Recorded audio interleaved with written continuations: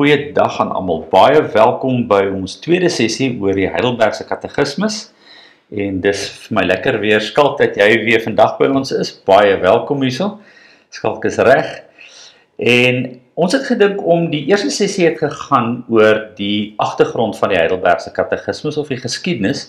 Vandag se sessie gaan Skalk 'n bietjie met ons praat oor die formaat daarvan. En ons gaan nader beweeg na die derde sessie waar ons gaan inspring by die individuele katekismes self. Skalk, ons het laas lekker gepraat oor die kategese en die ou kerk se belydenisse. Hoekom het nuwe kategese materiaal en 'n nuwe belydenis nodig geword in hierdie belydenis die lig gesien? Vertel ons iets daaroor. Ja, graag, Marius.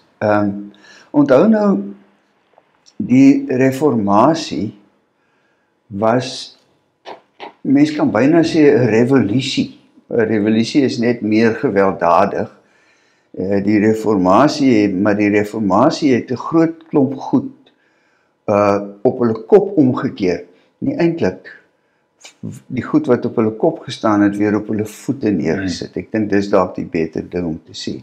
So, Martin Luther het begin met die reformatie. Calvin was so 9 jaar oud, toe Luther sy stellings teen die kapeldeur vasgekap, daarop in Witzenburg. En Calvin was eers nie 'n gelowige nie, en hy het later die Here gevind. Hy het regte gestudeer, hy was 'n baie briljante mens, hy het regte gestudeer, en toe die Here gevind en tot bekering gekom, en die werk van Luther het hom geweldig beïnvloed, maar hy toe, omdat hy baie skerp is, het hy veel dieper as Luther gedink, en veel verder as Luther gedink.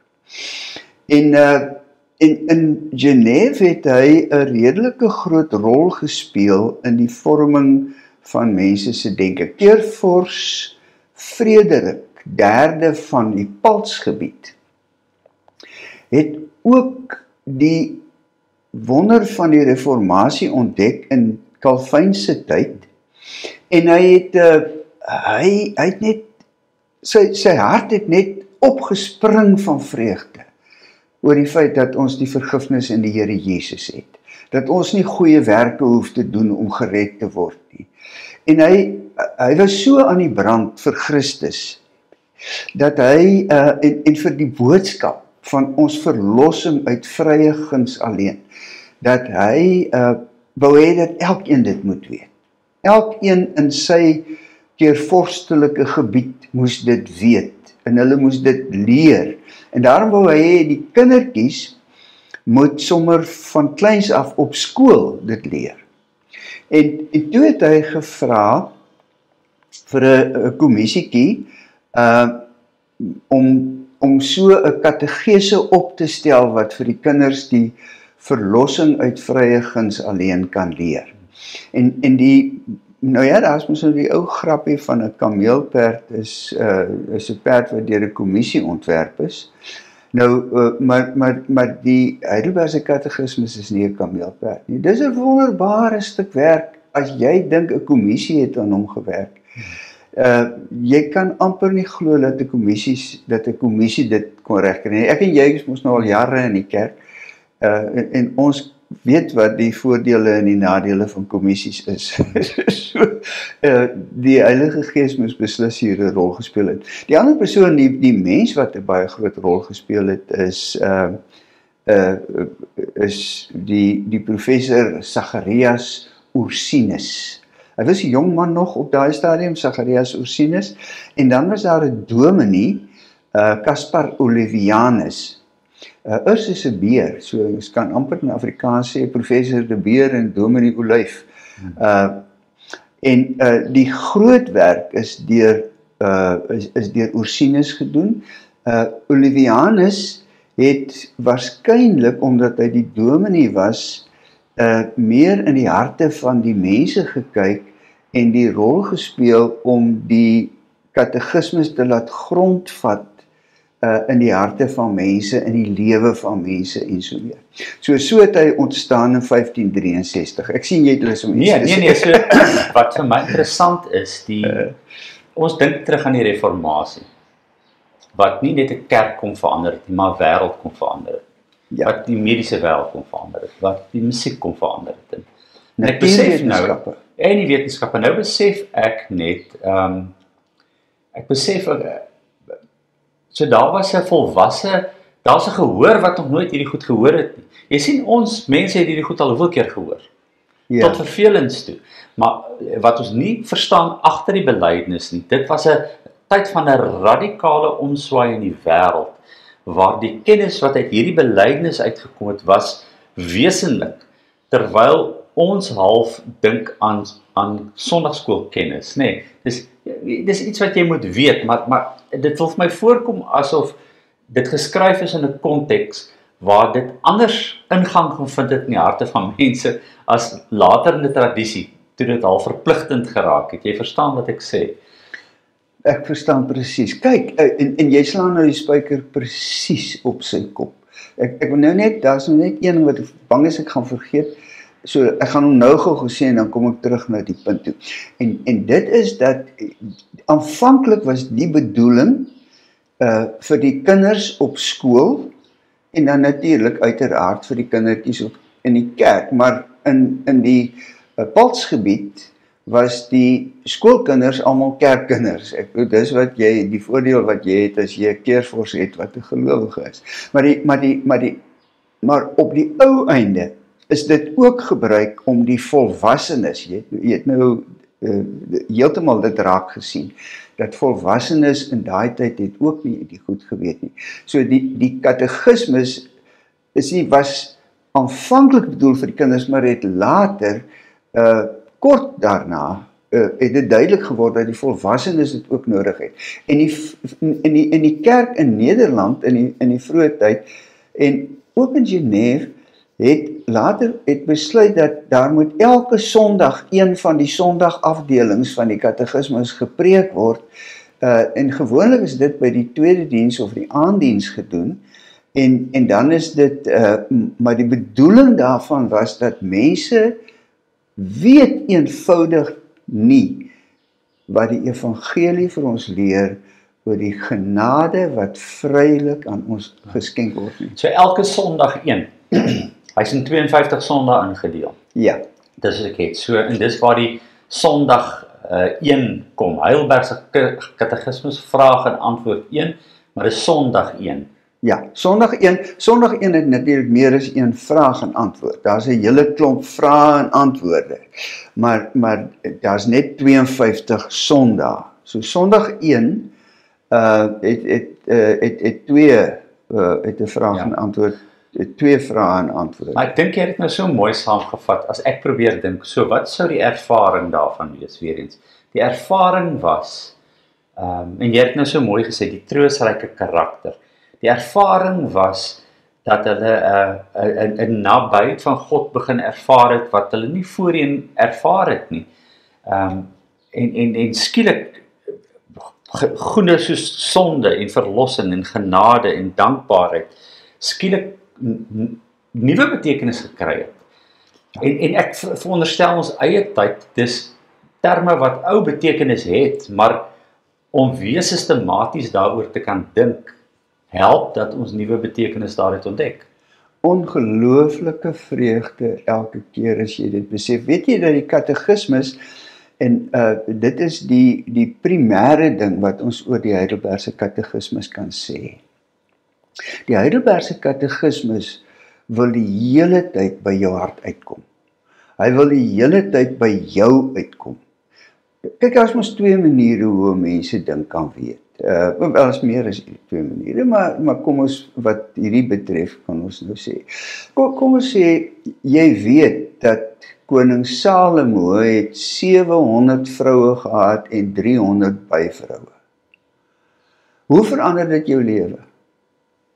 Nee, op geen manier nie. Is jy beter daaraan toe deur dit te weet, of slegter daaraan toe deur dit nie te weet nie? Nee. Maar as toe jy met Mariet begin uitgaan het, en sy vir jou 'n stukkie inligting gee en sê, Marius, ek is lief vir jou. Wow! Dis anders as om te weet Salomo het 700 vroue gehad. Dis nie Bybelkennis nie. Dis Bybelkennis wat geïntegreer is in God wat by ons is. Ja, dis 'n Bybelkennis wat vreugde in my laat opspring, wat vir my sê so lief het, wat my wil laat besef, liewe aarde, die Here het my so lief. Ek het hierdie troos, ek kan met hierdie goed loop in die wêreld. Ek kan daarmee rondbeweeg. Dit word vir my 'n kierie waar ek nou in Ekenwys bly, is daar 'n hele klomp mense wat hierdie stootkarretjie wielietjies het om mee te loop. Dis vir hulle 'n verskriklike groot hulp.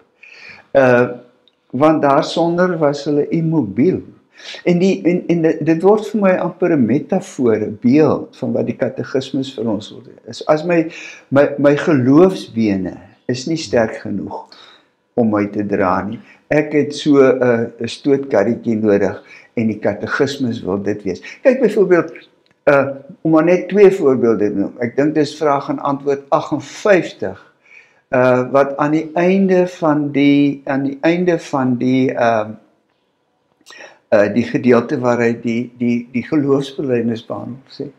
Wat beteken dit nou vir jou? Wat baat dit jou dat jy dit glo? Jy weet, ek bedoel, en dit is die ding wat die katekisme, en dan vraag 59, vra weer, watter voordeel het jy daaruit? En hy wil die hele tyd vir ons help om te besef dat die goed waaroor hy praat, is die goed wat ons nodig het, soos wat ons asem nodig het, soos wat ons water nodig het, soos wat ons kos nodig het. Ja, vir geestelike groei. Voor ons gaan eindig by net die formaat, min of meer net eenvoudig hoe werk die formaat ook, hoe hy ingedeel is. Maar dit laat my skielik dink skalk aan die kwessie van hoe ons groei. En is nou 'n mooi ding wat jy gesê het, daar's 'n stukkie kennis, maar daar's 'n stukkie geïntegreerde kennis. Nou, ek besef half, en ek het dit juist nie begin gesê toe my vra hoekom ek daarvoor gekies het. Want ons sukkel met ons taal oor God. En as ons aan teologie dink, dan dink ons aan dominees, maar ons dink nie dat ons 'n teologie het nie. 'n denke oor God, theos logos, 'n nadenke oor God. En dat ons nadenke oor God, daai struktuur daarvan, wesenlik is in ons geloofsgroei en geloofsvolwassenheid ook. So, weet jy kan uit die heup uit skiet oor God en 'n klomp goed oor God sê, maar as jy wil groei na essensie goed toe, en soos wat ek mooi van hierdie katekismes, dis Bybel gefundeerde goed, so Bybel wat gedruk is in die reformasietyd, mense wat die Bybel nie gehanteer het en kon gelees het nie, en skielik hierdie katekismes hulle in staat stel om die Bybel te kan hanteer met hierdie stukke geïntegreerde kennis. Kan ek gou daarby aansluit, Marius? Min mense weet dit, maar die katekismes loop op die voetspoor van die boek Romeine, van Romeine 1 tot by die laaste versie. Ja, dis interessant. Die katekismes loop op die voetspoor van die boek Romeine. Hy wil net vir ons help om hierdie boek wat baie mense, weet, as jy nou Romeine lees, Paulus is nie altyd maklik om te verstaan nie. Petrus het dit ook op 'n stadium gesê, hy het moes geskrywe dat ons broer Paulus het daaroor geskrywe in sy briewe wat moeilik is om te verstaan. Maar en hierdie een wil net vir ons help om te sê, eintlik sou ek kon sê dis wat Paulus ons geleer het in die boek Romeine. En dit maak dit vir ons, dit help ons so baie. Ja. Kom ons sluit net af met 'n kortliks net 'n indeling. Daar's die eerste deel, 'n tweede deel en 'n derde deel. Kan jy iets kortlik net oor elkeen vir ons sê? Ja. Kyk, die vraag 1 waaroor ons dan 'n volgende keer deeglik moet gesels, en mense sou selfs meer as een keer oor hom kon gesels, want dis een van die rykste, wonderlikste vrae En dit is, wat is jou enigste troos in lewe en in sterwe? En dan antwoord hy, dat ek nie aan myself behoort nie, maar aan my getroue verlosser Jesus Christus, en so gaan aan. En dan vraag 2 vrae.